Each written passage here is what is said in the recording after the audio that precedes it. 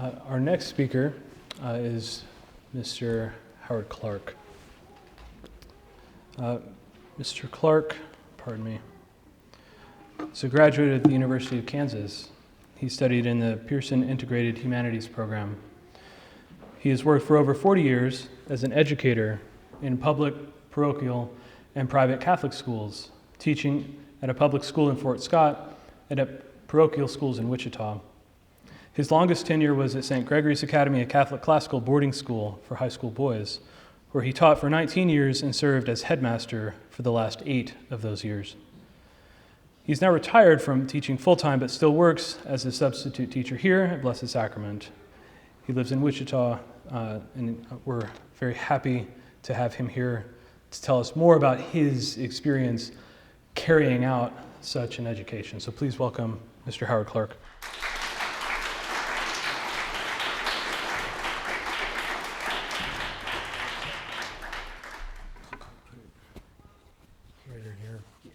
Okay.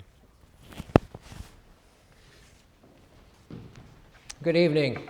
It's nice to look out and see so many people that I know and care about here.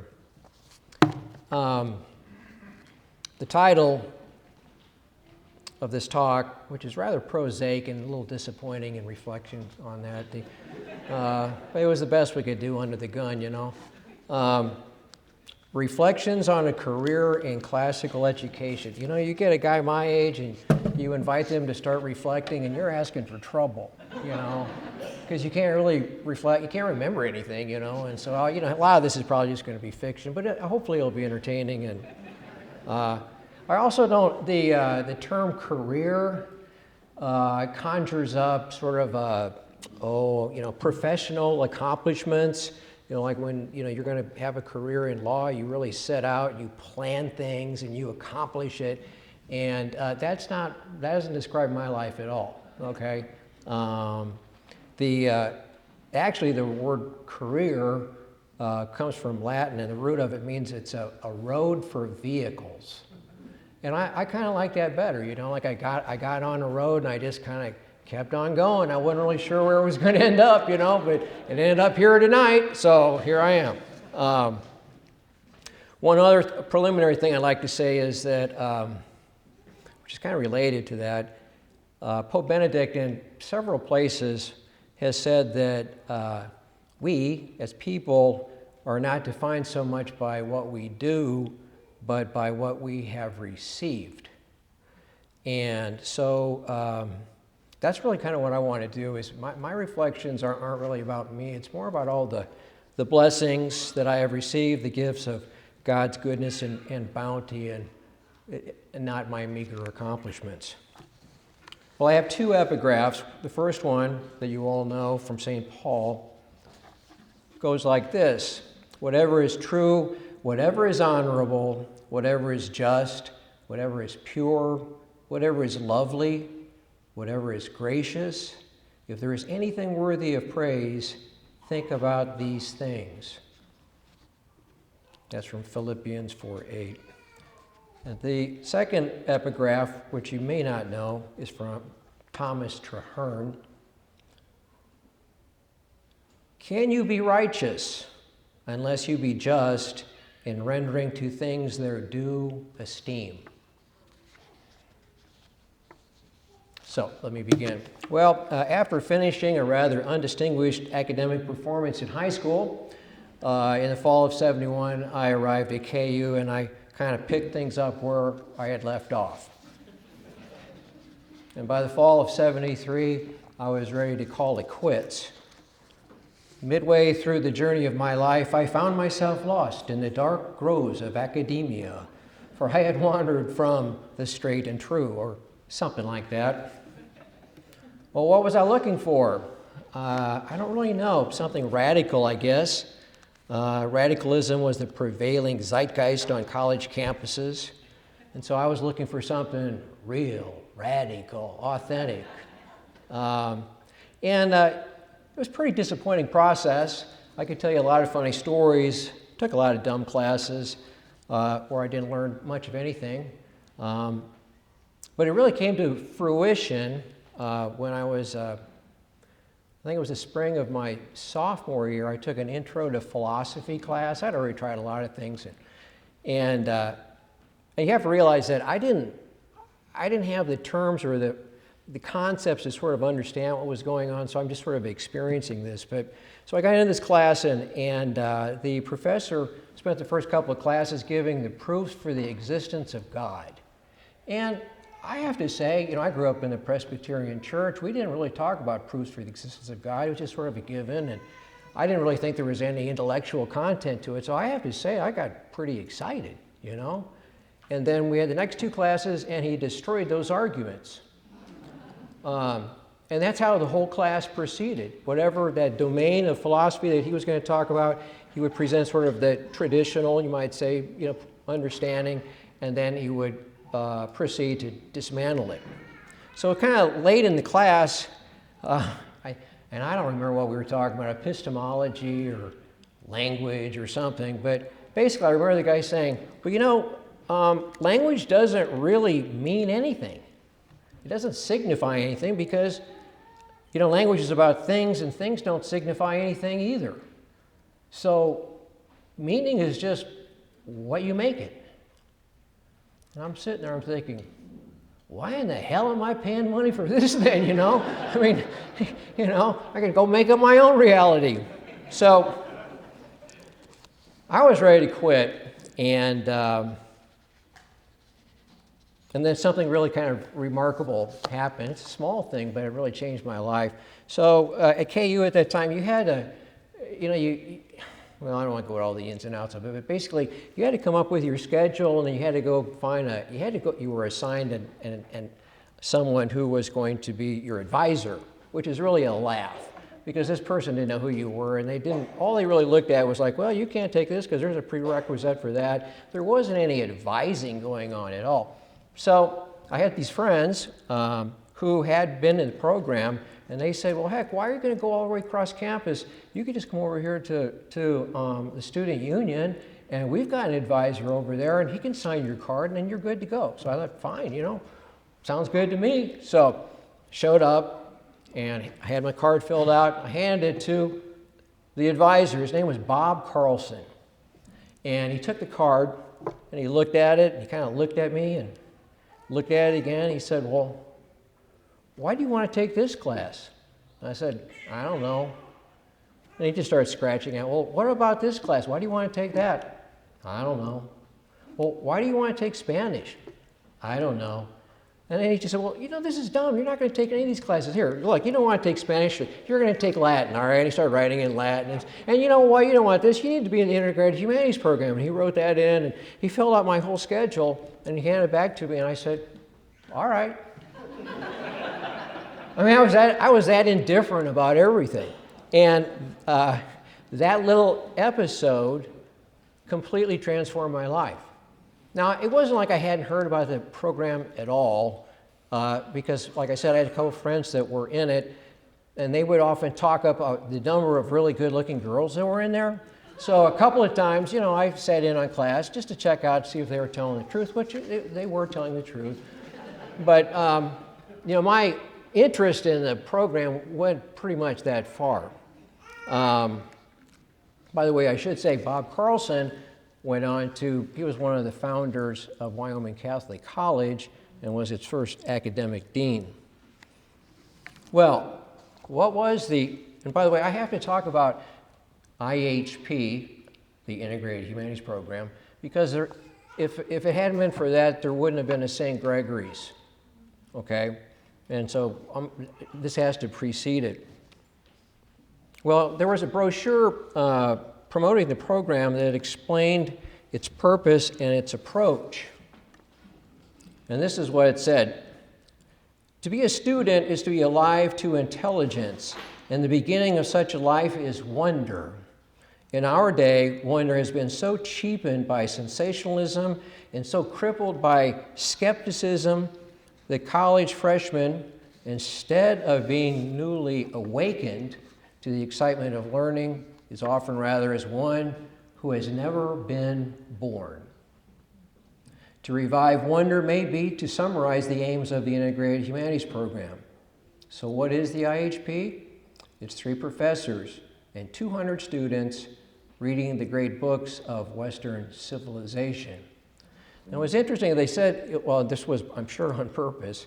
Okay, it's as if, people go through schooling and it's like they're stillborn. There's no life, And so the motto of the program was, let them be born in wonder. And that really was kind of the driving force of what they were doing.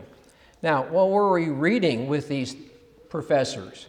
Well, works like the Odyssey by Homer and Plato's Republic and the Persian Wars by Herodotus and Virgil's Aeneid and Lucretius on the nature of things and the Gallic Wars by Caesar and the Bible, the Confessions of St. Augustine, Song of Roland, Little Flowers of St. Francis, the Canterbury Tales by Chaucer, the Henry Plays by Shakespeare. Okay, and it's really difficult to explain what went on. Those were the books that were being assigned, but what really kind of drove the program were the lectures, but the lectures weren't really lectures, and it's hard to describe. So I'm going to actually read a paragraph here from an article that one of the graduates wrote. His name was William Wisner, and this is what he said about the program. I thought he caught it pretty well. He says, the lectures weren't really lectures at all. Students did not take notes or ask questions. Let me pause there. As a matter of fact, we were told not to take notes. Just sit there and listen. 3 professors sitting in front of the class conducted an extended conversation among themselves, to which the students, perhaps 200 in number, were asked to listen deeply and meditatively. The conversations among the 3 professors were, moreover, deliberately unplanned and unrehearsed, and therefore never the same from semester to semester. And that really is true. There was really a sense of improvisation in them, and I know that because as long as I was at KU, if I could fit it into my schedule, I always went back and I went to the lectures again. I sat in on those lectures for years after I was already out, and they were never quite the same. But it was a little bit like jazz. There's a certain theme there, and then there's this improv that goes around it. Their comments were guided rather by some aspect of the book which struck them in their own rereading or contemplation of the text. I remember one time one of the professors, Dennis Quinn, who had probably read the Odyssey who knows how many times. 30, 40 times. And he came into class and he said, well, I was just reading the last book of the Odyssey, and there's something here that I never really noticed before, and you're thinking, you got to be kidding. But it really is true about the great books that you can't ever reach their depth. There's always something new. Well, within a few weeks, the entire class was welded to this new vision of education, one that none of us had ever experienced before. One in which delight and laughter were enthroned as an ideal, in which merriment could turn suddenly into something deeply profound, a vision of things where sadness and joy lay down together in meaning. So there was a lot of laughter. As a matter of fact, Dr. Quinn said that's how they graded us, because they paid attention. If we got the jokes and we laughed at the right time, they went, there's an A student over there. Okay, yeah. So I just laugh all the time, and then they thought I was an idiot. So, but there were also moments of silence where something would be said, and all of a sudden, and I'm sure you've had this experience, I hope you have, where it's like the Holy Spirit comes down, and all of a sudden, there's nothing more you can say. For a moment, you've glimpsed something transcendent, and all you can do is just wonder, pause, be silent, and that would happen too. William Wisner goes on to say, young people are inherently idealistic. They want romance. They want honor, purpose, meaning, continuity, the ability to trust adults. This was the secret of the program. Its assumption was not simply that all men desire to know, but their desire to know comes from delight, the delight encountered in the knowing, and that this delight is what propels education at every level. Probably ought to take a moment and just, so the three professors were, there was Dr. Dennis Quinn, Dr. John Senior, Dr. Frank Nellick. Each one of them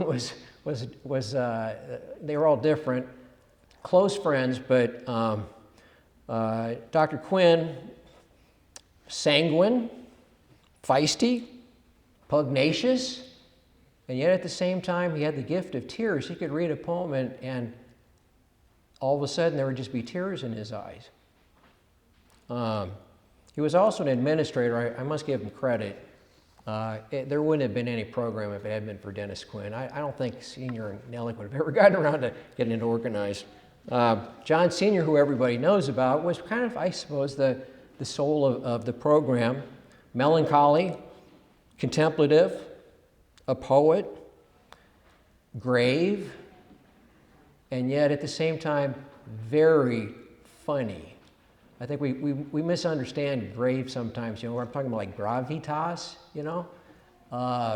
It could be an incredibly funny person.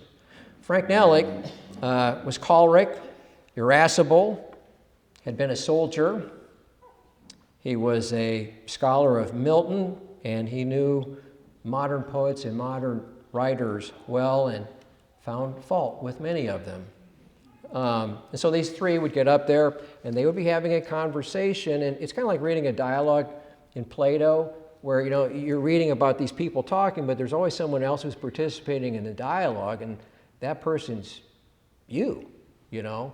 And so you're listening and you're not saying anything, but you're engaged and you're listening, and you know, it was an amazing thing.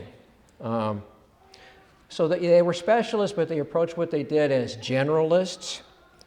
Well, I don't know how I can explain that to you, but you know, these were men who were well-read and widely read, and so they would be sort of say like, well, this is related to that, and they would bring in all, you know, the conversations were expansive, okay, not narrowed down like a specialist who knows more and more about less and less. Okay, and then there were more things than the lectures. There was poetry memorization. Students were expected to memorize 10 poems per semester. They took us out into the countryside, and we did stargazing and learned the constellations and learned the myths that went along with them. There were calligraphy classes where they were trying to teach college kids the art of writing with a beautiful hand, which I must say parenthetically, I think it's a shame that we don't do calligraphy in our schools anymore. I have to pray to the Holy Ghost for the gift of interpretation. I mean, when I'm looking at kids writing anymore, I mean, I can't make heads or tails out of it, you know. But there's something really beautiful about, you know, people say, well, why do you need it? They do that. You know, we have computers. Well, I don't know. You're really going to write a love note to your girlfriend on a computer? I don't know. Maybe that's what people do now. It's sad. I don't. Okay. There was a waltz with a full orchestra in the spring. We learned how to dance. And there was the optional Latin program that John Senior headed, where there was an emphasis on speaking Latin and not just translating it. They took the students to trips abroad, Greece, Rome, over Christmas break, and in 1976, they took a large group, pretty much the whole group, to Ireland, to the west of Ireland for the spring semester. And that trip had lasting ramifications for the program and for many individuals involved. You may know this, but I don't think we were living on an island off the coast of the western coast. It was really from outside of Clifton, about 8 miles maybe out in sea, a little island named Inishbofin. A bunch of Kansas kids didn't know much about anything.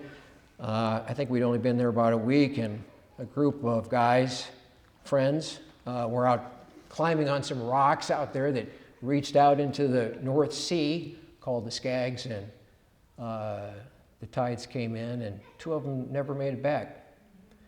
And that really, the program continued, and we didn't leave, but it really changed. I think so many people have said, death suddenly makes you sort of reevaluate things a little bit. Like, where are we going? What are we doing here? So out of that, there had already been some conversions, but they really started to pick up at that point. And not just conversions to the Catholic Church, but conversions to the priesthood. And something else that happened is that on our spring break, we went to France. Not all of us, a group of us did. Dennis Quinn came with us. We went to Fontainebleau and spent, 5 days at a traditional Benedictine monastery. And several of the guys that went on that trip are now down at Clear Creek. They became monks. So, as it says in the Gospel of John, you will know the truth, and the truth will set you free. If you set off on that path to seek out truth, it has often been said that's going to lead you to Rome. And so between the conversions, the vocations, especially some of those guys that discovered their vocation as a Benedictine monk came from Jewish families. The controversy, pretty soon there was a lot of complaining by parents, and the University of Kansas started to pull its support of the program. Bob Carlson liked to call it death by administration. So basically what they said was like, well, we're going to go ahead and let you teach that class, but it's not going to be worth any college credits. And amazingly, some people still took the class, even though it didn't count for anything, Plus, John Sr. got ill, eventually died. Frank Nellick died. Dennis Quinn held on for a long time. As for me, I set out on that same path that many others were on. I was received into the Catholic Church in 1975. Also, I received my vocation. It became clear to me at that time that, what am I going to do with my life? I want to pass on what I just got. And I decided I'm going to be a teacher. And so I went through the School of Education at KU. I endured that, got my certificate, and entered the classroom in 1978. My first job was at Magdalen. Taught there for 6 years. I got that job thanks to John Sr. He arranged that for me. And a lot of things happened, and I'm just going to kind of skim over this because it's not really germane to what we're talking about. But the second most important thing that happened in my life after my discovering the truth and my conversion was discovering my wife and getting married. My wife Jane, who's back there, and starting a family. Taught at Magdalen 6 years. Taught 1 year at Cape and Mount Carmel. Moved to Fort Scott because there was a school there that had been opened up by a lot of the graduates of the program, a pretty remarkable school. If I have time, I'll come back to that. And during that time, there were endless conversations among us who were teachers, because a lot of people ended up entering the teaching field because of their experience. And we'd sit around and drink beer and talk about, hey, our schools are terrible, and if I was in charge of the school, I'd do this, and just a lot of foolishness, But you really need to be careful what you wish for. You really do. Because in 1991, my good friend Alan Hicks got a phone call from Father Develaire, who was the district superior for the priestly fraternity of St. Peter, and he said, hello, Mr. Hicks, hi. Listen, we have this building outside of Scranton, Pennsylvania. We were thinking about starting a boys' school. Are you interested? And yeah, sure. Yeah, we're interested. And things happen pretty quickly. Becky asked me to talk about this, so I'm going to do this. So anyway, in 1992, I went out and looked at this place. So the property was outside of Scranton in Elmhurst. That's in the Pocono Mountains. And it was originally an orphanage, which I thought was kind of ironic considering it became a boys' school. But anyway, it was an orphanage that was run by some Ukrainian sisters. And they had for a long time. Orphanages kind of fell out of favor. It sat there for a while. Then the diocese took it on. It was the Spiritual Life Center. And then it sat empty for a couple of years. Okay? So, I fly out there because my friend Alan he's recruiting me to be part of the faculty. And I'll never forget, we drove up this driveway, kind of this winding driveway, and you go by a big barn, and it's really quite pretty. There's this kind of imposing, big brick building, and we went in through the front door, and there was probably about 6 to 8 inches of water everywhere on the ground floor. And I'm thinking, this isn't going to happen, And we kind of we walked around the building, and since it had been a spiritual life center, there was a lot of post-Vatican II religious art on the walls. They had unicorns and butterflies and rainbows and things like that, to lift up your spirits. But it is a blessing. They did leave the chapel alone. And the chapel was beautiful, with stained glass windows of St. Cyril and Methodius, one group, and then there was St. Nicholas. And it was known as the St. Nicholas Orphanage. Well, I told Alan I'm not in on this deal. I thought this was suicide. But he went on, he moved out there, and amazingly, they got that place fixed up. It took about a year, and in '93, that place opened with 16 boys. And I visited in the spring of '94, and team taught a couple classes, just want to kind of check things out. And then later on in that year, there turned out to be an opening on the faculty, and so I applied for a leave of absence, and we moved from Fort Scott out to Pennsylvania. And it was supposed to be for 1 year, and that 1 year leave of absence turned into 19 years out at the school. So while I was there, my classes where I taught sophomore literature, sophomore world history, and humanities and rhetoric to the juniors and seniors. In 2004, Alan left, and I was elevated to headmaster. Headmaster, if you don't know, is a teaching administrator, and I wish administrators taught a little bit more, because that was the only thing that kept me sane. I mean, I loved going into the classroom, otherwise it was horrible. And not completely, but if you're the headmaster, you're dealing with the F word all the time. And that F word is fundraising, okay? And it becomes this encompassing burden. But anyway, we continue with that, but we returned to Kansas in 2013. We're glad to be back here in the Flatlands. Okay, so in our brochure, this is a way we describe St. Gregory's Academy, that SGA is a secondary boarding school for boys grades 9 through 12, owned and operated by the Priestly Fraternity of St. Peter, located in Elmhurst, Pennsylvania. St. Gregory's offers a classical, liberal arts education within the Catholic intellectual and spiritual tradition, by which, in cooperation with God's grace, the young are formed in the perennial wisdom and faith of the Church and receive a balanced education ordered towards their integral human development. Well, there are a lot of key words in there, but as it turned out, Isaac really covered a lot of that. But, classical, and I'm just telling you what I think. I mean, people can disagree, that's fine. But, the term classical doesn't really mean a lot anymore because it's just been used so much. But I think if you're going to say you're a classical school, you have to offer classical language. And so we did 4 years of Latin. We didn't do, people thought we should add Greek, but we thought, you know what, let's just take one thing and try to get good at it, But we also read the classics, okay? Our approach was liberal. And I'm not going to go into the liberal arts right now, because that's a completely big other subject. But maybe I used to tell the the boys in my class, I'd say, you know what we're doing here?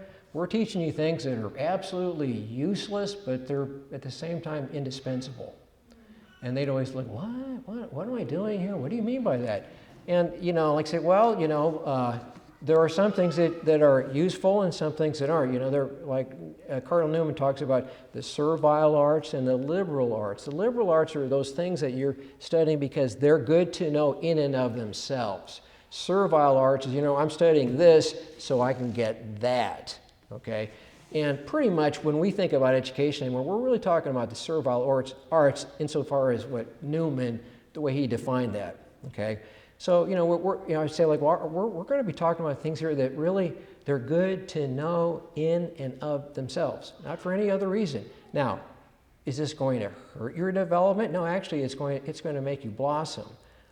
Will some of this be useful later on? Well, maybe it will. I mean, to be able to think and write and talk, pretty good stuff, really. It will do you well in life. Try it sometime, So, but that's not really why you're doing it, and so, okay, we thought, look, there's a tradition, there's an intellectual and spiritual tradition. You don't have to remake the wheel. What these young guys have done is they've gone back and tapped in to that wealth, okay, and they're trying to articulate and bring that up to what we're doing. What they want to do now. And also, we're talking about integral human development. As Isaac said, we're interested in developing the mind, the heart, and the body, all of it. Okay, well, what is our telos? What's our end? What are we trying to get accomplished here? Well, we just took this from Pope Pius XI, from his encyclical on education. He said, the specific and immediate purpose of Christian education is to cooperate with divine grace in forming the true and perfect Christian. The true Christian is simply the supernatural man, the man who feels, judges, and acts always and consistently in accordance with right reason, enlightened by the example and the teaching of Jesus Christ. Well, if you could do that, then you're accomplishing something. Well, as you know, there are various kinds of classical schools. It was mentioned in the bio that, Isaac went to Northfield, which, if you've never been there, I'd suggest you go visit it. It's a pretty wonderful place. But what Northfield is doing is different from what other people are doing. And so there's a lot of variety there.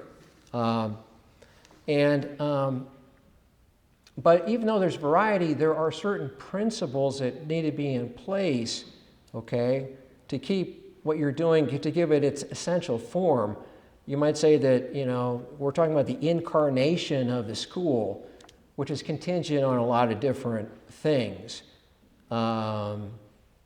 Whatever is the current need, the place where you're going to educate, the age of the students, the availability of faculty. Sometimes you have to teach you have people who know what the subject is. Finances, you could call these the accidentals. What we did at SGA was certainly conditioned by a number of these factors. So, for instance, the fraternity wanted to start a boys' school, a boys' boarding school, okay? And you could say, well, those are accidentals. They make, and I don't want to get off talking about single-sex education. I could go on about that for an hour easily. But I didn't even know what I was getting into. I had no clue.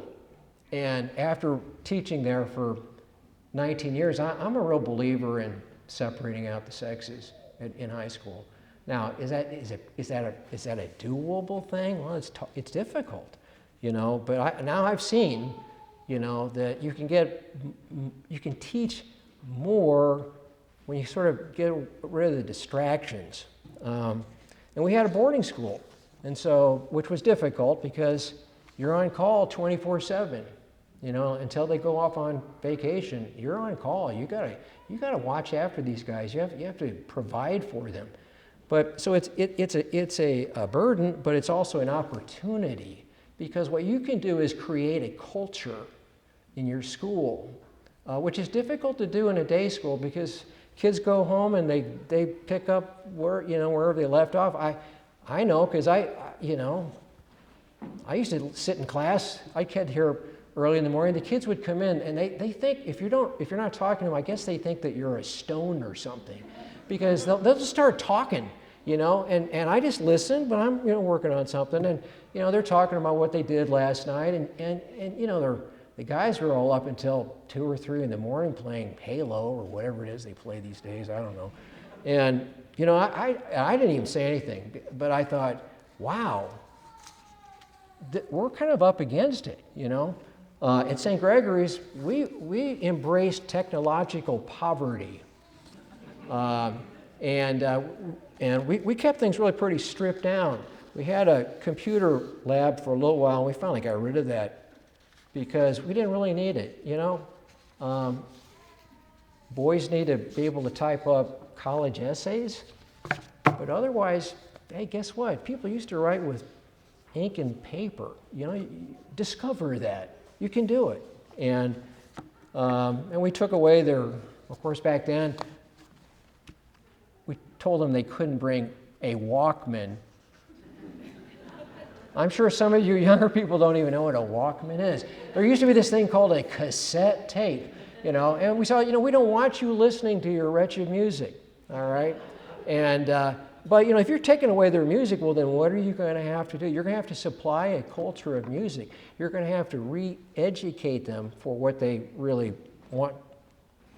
Okay, so anyway, getting back to the principles, and how am I doing? Am I running over here? Probably am. Well, Isaac did too. So, okay, here, I'm going to pick a couple of things that I think are really important. These are principles, so no matter how the school takes flesh, in space and time, here are some things to think about. Okay, one of them is what I would call Christian anthropology. And Isaac touched on this also. There are basically 2 ways you can think about the nature of human beings. And I'm going to illustrate this by using 2 poets who were writing before the time of Christ. Okay, you could take on the one hand, the poet Ovid, in his Metamorphoses, says, towards the end of his account of creation, man was born, it may be, in God's image. All other animals look downward. Man alone erect can raise his face to the stars. Anthropos. It's literally what it means, the creature that can look up. And when we look up, well, what do we see? Well, King David said, when I consider the heavens, the moon and the stars which thou hast ordained. What is man that thou art mindful of him, and the Son of Man that thou visitest him? For thou hast made him a little lower than the angels, and hast crowned him with glory and honor. Well, that's one vision. That's okay, this is before Christ. Or, if you want to take something really radical, how about Lucretius on the nature of things? Okay, who writes that the universe is made up of 2 things, and 2 things alone, atoms and empty space, which he calls the void. All right? All things are brought into being by the chance entangling of atoms as they fall through the void, also known as creation due to smash up on the atomic freeway. In Lucretius' vision of things, nature may be fascinating to observe, but it is purposeless. This is the materialist worldview. Well, why bring this up? Well, I've been reading this book, and I think it's worth reading. It's by James K.A. Smith, and it's called You Are What You Love. And he says this in some other book too. He says, it's possible to think you hold one anthropological view of the human being, but you're actually proceeding at the same time in a quite different fashion. Okay? So, that Lucretian viewpoint can mutate into various forms, and we see that in our schools sometimes. What is man? Well, man is a worker, and we're preparing him for the global economy. Or man is a consumer, and his happiness lies in acquiring things. Or man is the agent for self-discovery and self-definition. Okay? Well, you need to be on your guard against this. I think he's right about it. So a school really needs to revisit what their vision is and then evaluate how everything in the school needs to serve that vision. Everything. Okay? Because everything you do in the school is formative. Okay, another thing to think about, piety. When people asked us, well, what is St. Gregory's? We didn't really go into the big, long definition. We just said basically it's a traditional Catholic school. And we said this, well, partly because we were blessed to have the traditional Latin Mass in our building on a regular basis. But more than that, it was due to the way that we understood what we wanted to accomplish. And as you probably know, tradition, the word tradition, comes from the Latin traditio, which means handing things over or handing things down. Okay? The content that one generation chooses to pass down or hand down to the next generation, the Greeks called paideia, which is difficult to translate into English since no one word quite captures it. The Romans used the word humanitas, meaning the general learning that should be the possession of all human beings. Or you could understand it as the learning that makes a human human, which is kind of a strange thing. We have to be actualized, okay? Maybe in our language, enculturation comes closer to the meaning of that word. It's a transmission of an entire culture, what one generation wants to hand on to the next. And we're not just talking about knowledge and intellectual skills, but we're talking about the entirety. What we love, what our norms are, what our values are. You could say that it's the culture's treasure that it ends up passing along to its young, which raises a very disconcerting question, and that is, and we need to face up to this. What do we really love? What is our treasure? Well, you're going to discover by seeing, like, well, what are you passing on to your young? Because that's what you're saying your treasure is. St. Augustine, along with the ancients, understood that education was fundamentally about shaping loves. He wrote that virtue is ordered love. Now, let's face it, most of us suffer from disordered love to one extent or another. And therefore, we need guidance in learning to be just and rendering to things the esteem or love that is due them. And there's a much neglected virtue, largely misunderstood, called piety. And we took the retrieval of this word and its practice as a virtue pretty seriously at our school. Richard Weaver wrote in his book, Ideas Have Consequences, that the way to sum up the offense of modern man is to say that he's impious. Quote, he has taken arms against and effectually slain what former men regarded with veneration. He has not been conscious of his crime, but he has regarded his action as a proof of virtue. Now that, by the way, if you haven't read that book, you really should. Ideas Have Consequences. But especially in light that he wrote that 60 years ago. Okay? And when you think about where we are right now in our culture, you can see that the vice of impiety is gathering a head of steam. Well, what is piety? Well, piety is the virtue that demands duty, love, and veneration to that that is owed to God and parents and homeland. Piety is owed, so it's a matter of justice. If we think clearly about reality, then we realize that we are forever debtors because we have received something that we cannot pay back in kind, except through love. I think this virtue, piety, is closely aligned to humility and gratitude because it presupposes the recognition of gift in our lives. Cicero said that piety was the mother of all virtues, and I think he's onto something there. I think that's kind of right. In light of this virtue, you could understand the art of education as pointing to wondrous things, identifying them as such, and rendering them the esteem that is their due. Sometimes we overthink education. You really do. Next one, order. One of the treasures of our Catholic intellectual heritage is the proper order for education. This is from Mortimer Adler. Quote, discipline in the traditional 7 liberal arts imparts the skills by which an individual becomes adept at learning. They are the arts of reading and writing, of speaking and listening, of observing and measuring and calculating, the arts of grammar, rhetoric, and logic known as the trivium, and the mathematical arts and arts of investigation known as the quadrivium. It's not my purpose tonight to spend much time on that. If you're interested in reading more about it, there's a vision statement on the group's website. I think it's on the paper, isn't it? And I would suggest, if you're interested, read that, okay? And think about it.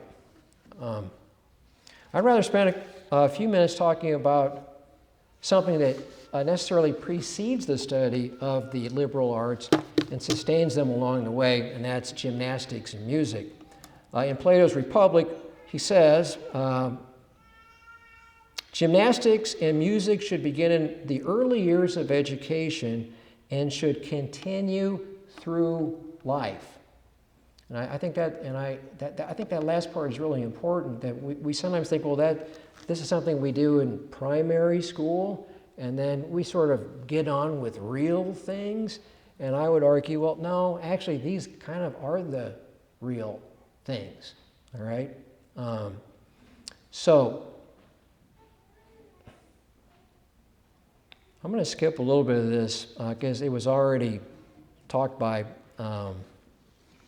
Isaac and what he said. But, you know, we are meant to know the truth. What is reality? And the only way you reach reality is through your senses, okay? As the scholastic said, there's nothing in the intellect that's not in the senses. So in the order of learning, a direct encounter with reality comes before everything else. This is what Plato means by the word gymnastics, okay? So at our school, in light of the increasing distance that many of us live from nature, due partly to our dependence upon technology and the style of life that it's afforded us, we thought we're kind of in a remedial situation. And I would say this about classical school. Sometimes you just have to recognize, look, you think, well, we ought to be doing this because blah, blah, blah, blah, blah. But you have to sometimes look at who are you working with? And like if they haven't done the prerequisites, it's foolish to think you can go on and do something else if you haven't done first things first. And I was just, and I was a little bit amazed, like I should just say, we had opportunities there that not everybody had. We had a campus of over 120 acres. We had meadows, we had woods, we had a pond, we had a running stream. The Poconos, there's just a lot of natural beauty there. And we took advantage of that. Well, to give you some examples, we used to get serious snow in the winter. I mean, serious. And we would take the boys winter camping. We taught them how to make an igloo. And they'd go out there and they'd camp out. Or the Appalachian Trail was came by not too far away from where we were. We'd take the guys out and have them hike on the Appalachian Trail and spend the night. Whenever we could, we tried to get them outside and away from everything else and just be in touch with nature. And we needed to do this because the first year that I got there, we had these guys, they were all city slickers, and we had this one wonderful student who was really kind of our genie. And he said, hey guys, let's go camping tonight. And I remember there was this guy from Ottawa, Canada, he goes, camping? There are bugs out there. Yeah, So, at that point we thought, I just assumed that they'd already done some camping, We had guys that had never slept out under the stars in their entire life. And we're talking about guys that are sophomores and juniors in high school. So at that point, you realize, hey, you know what? We're in a remedial situation. We're going to have to go back and really concentrate on that, okay? Well, the orderly development of the intellect also entails a direct experience of reality through the imagination and the memory, okay, which is indirect, but it's real. We get that through the study of literature and poetry. If properly taught, these subjects can provide a real, though indirect, experience of reality, both natural and supernatural. The professors at KU called it musical education, with a capital M, since it was education by the muses. Well, who were these muses? Well, and you may know all this. They're the 9 daughters of Zeus and Mnemosyne, who happens to be the goddess of memory. And they're the inspirers of poetry and history and dance and astronomy. At the beginning of the Odyssey, there's an invocation to a muse. Sing to me of the man, O muse, the man of twists and turns. Launch out on his story, muse, daughter of Zeus. Start where you will. Sing for our time, too. Well, that muse is, the muse of epic poetry is Calliope. So there are actually different names for these different inspirers. What do they inspire? Well, they excite the passion of wonder. And the ancients understood wonder as the beginning and sustaining principle of philosophy. Dr. Quinn especially talked about the education by the muses quite a bit. And I want just to read a couple of paragraphs that he wrote and comment about how it was expressed and what we did. He said, the muses are integrative because they deal with things as a whole, those wholes that are greater than the sum of their parts. Education by the muses begins with the assumption that the whole should be learned before analyzing the parts, whereas contemporary education under the influence of analytical science gives us the parts first and pretty much expects us to make a whole out of them ourselves. So in one of the poems that Wordsworth wrote, he says, well, we murder to dissect. Well, and so when you dissect something, the life's already out of it, or you hope it is. And so, our response, since our response to anything music should be simple delight, at SGA we used to say, and this was something we talked about all the time, delight before dissection, okay? That there's a certain order here, okay? And you see this, boy, if you ever want to hear kids groan, just tell them that we're going to talk about poetry. And they go, it's like saying, you're going to hear wisdom teeth with no Novocaine, well, why is that? Why do kids hate poetry so much? It should be kind of delightful, right? I mean, if you learn Mother Goose rhymes, isn't that kind of wonderful? Something happens along the way and we start analyzing before we delight in it. Okay, I'm a true believer that's why kids are turned off by poetry. But you can do that with other subjects too. Some people don't want to study history. Well, why is that? Because they never heard the stories of these great men and women, that should thrill you and fill you with gratitude and awe. In science, we spent the first 2 years, pretty much the first 2 years just doing observational science. And Isaac talked about that in his talk, like, hey, you know what? We want you to be able to identify every tree on this property. We want you to be able to identify it by its bark. We want you to know the name of that tree, okay? And what are the flowers or everything, just learn the names. Go observe things and draw a picture of them. Identify it and draw it to the best of your ability. Delight in it. So here's another thing that I think is a real problem with science is that we've sort of neglected the skill of observation.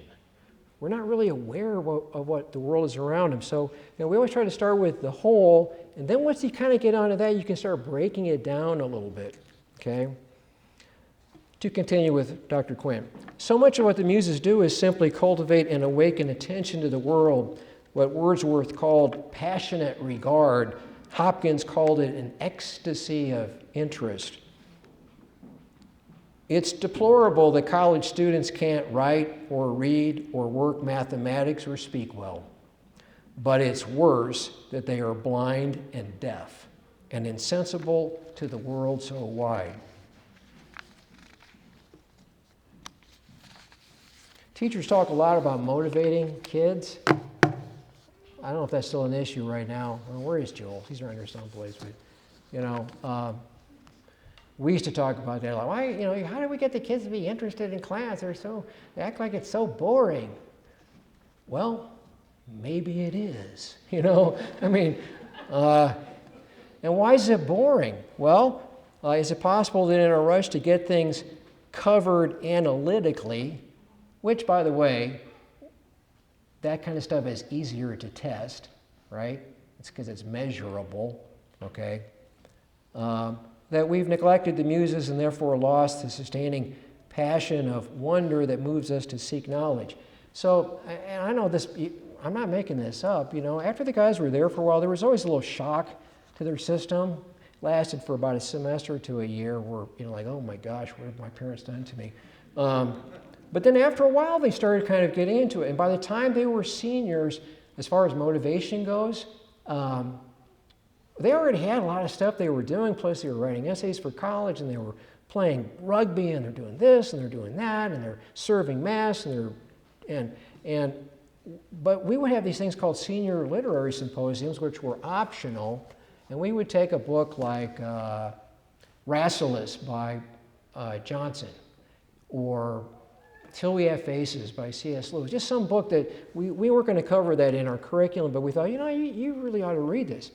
And it was optional, and we'd get them the book, but then we would meet once or twice over this book outside of class at night. Now, they did get to stay up past curfew, which I guess was a plus, but everybody participated in that.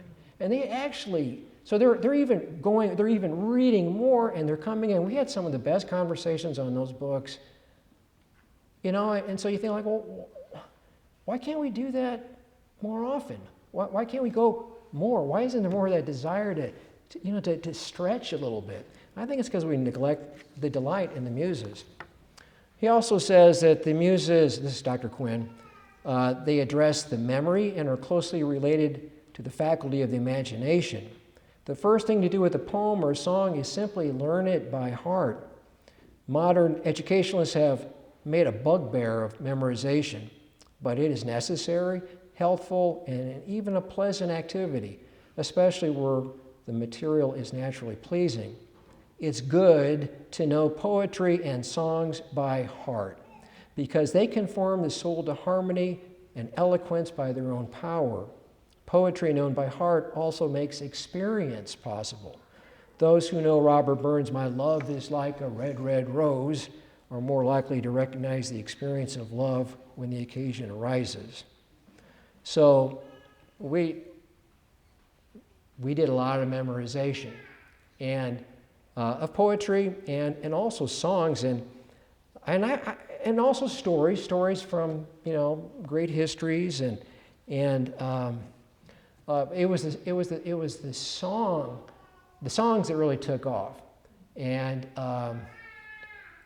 I don't think I'm exaggerating. I think a typical graduate of St. Gregory's, by the time they were a senior, they knew close to 100 folk songs by heart. And they knew all the lyrics. I couldn't ever keep the lyrics straight. I know about the very first one. After that, couldn't remember the second verse. But these guys, and some of you that have gone to the campuses and know the Gregors, they can sing for a long time.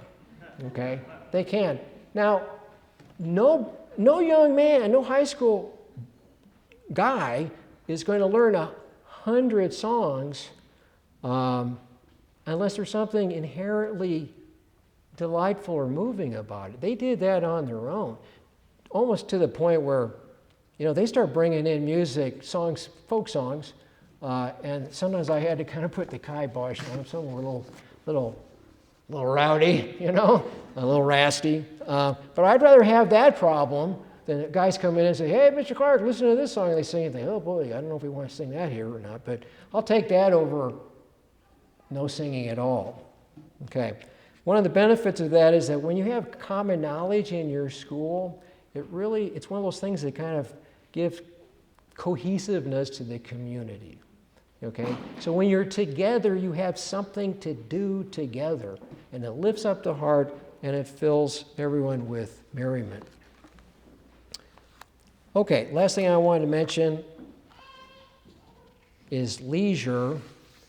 And since Isaac already talked about it a little bit, as he said, the word school comes from the Greek that means leisure. We kind of tend to think, let's face it, we normally think of schools as workplaces, right? But leisure is the opposite of work. Okay, we work so we can have leisure, or we're unleisurely so we can have leisure. So this idea really needs to be retrieved and rehabilitated. And if you haven't read Joseph Pieper's Leisure, the Basis of Culture, you got to read that book. I mean, I can't recommend it strongly enough. I mean, it's essential to help you understand it. In that book,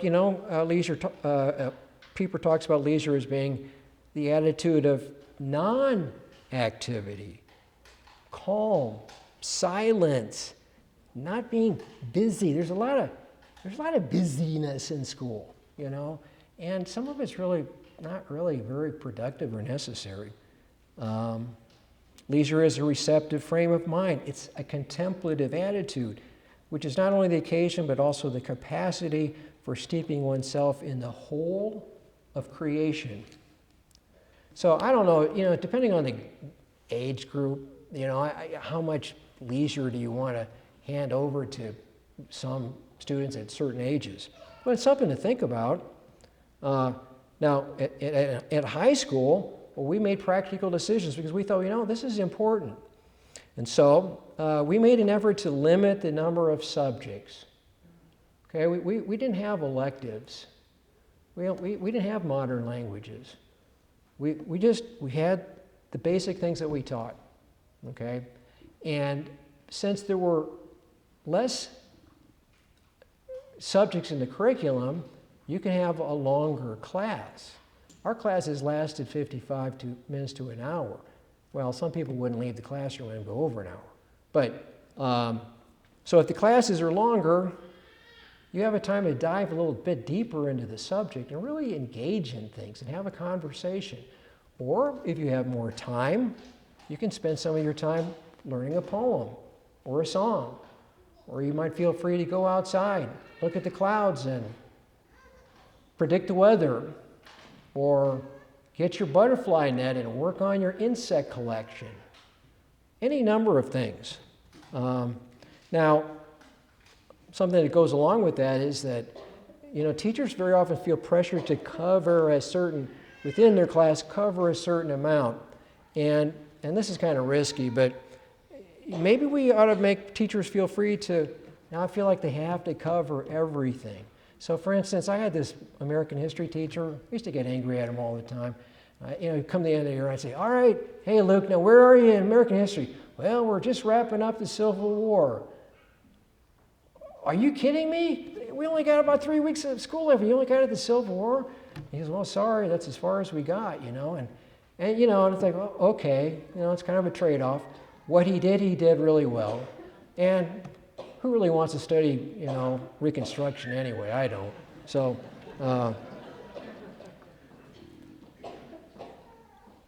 anyway, teachers need to have a little bit more, I would argue, I'm pontificating now, as you probably noticed, but I really do believe this. Okay, if leisure is important to you, you're going to allow more time to do things that are really important, that are useless, but indispensable. Okay, last thing, and I don't really know how I want to say this, but we had a chaplain at our school who I honestly believe is a real life saint, an amazing priest. And he would exclaim all the time, "Sursum corda," lift up your hearts. to the point where sometimes he'd say it and I'd think, oh, Father, you're so annoying. You know, like, I'm sort of pessimistic and kind of a grump, you know. It's like, oh, we have to lift up our hearts. But he was right. You know, we ought to lift up our hearts.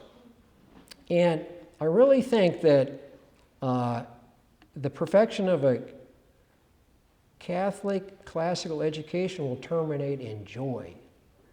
And that's something we don't see too much. But I must say, in my 19 years at St. Gregory's, I saw times of intense joy. I experienced intense joy. And it's tragic that that doesn't happen more often in our schools. St. Augustine says that the happy life is rejoicing in the truth. And there is no teacher of truth save thee, wherever or from wherever or from whatever source it shines upon me.